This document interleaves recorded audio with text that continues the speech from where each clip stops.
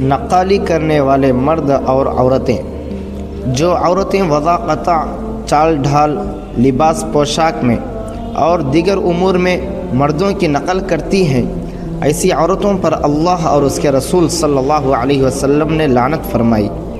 چنانچہ فرمایا، اللہ کے نبی صلی اللہ علیہ وسلم نے مردوں کی مشابہت کرنے والی عورتوں پر اللہ کے رسول صلی اللہ علیہ وسلم نے لعنت فرمائی ہے۔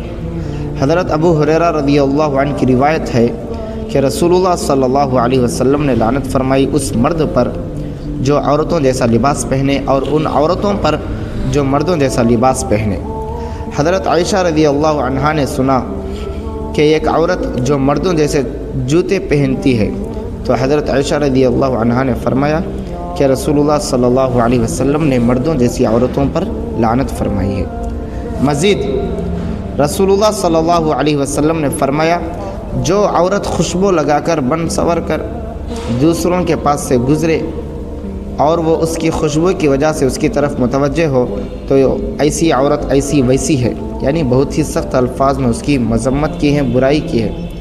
دوسری حدیث میں آپ نے فرمایا، جو عورتیں کپڑے پہننے کے باوجود ننگی ہوں گی وہ جنت کی خوشبو نہیں پائیں گی، جبکہ جنت کی خوشبو 500 میل کی مسافت سے محسوس ہوا کرے گی۔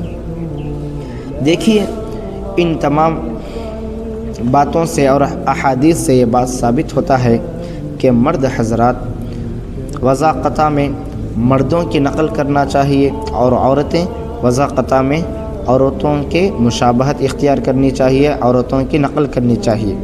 مرد عورتوں کی نقل نہ کرے اور عورتیں مردوں کی نقل نہ کرے۔ اس پر اللہ اور اس کے رسول صلی اللہ علیہ وسلم نے لعنت فرمائی ہے اور رحمت کی نظر ان پر نہیں پڑے گی۔ اس لیے ایک دوسرے کی مشابہت سے، ایک دوسرے کی نقالی سے ہمیشہ بچتے رہے۔ السلام علیکم ورحمۃ اللہ وبرکاتہ۔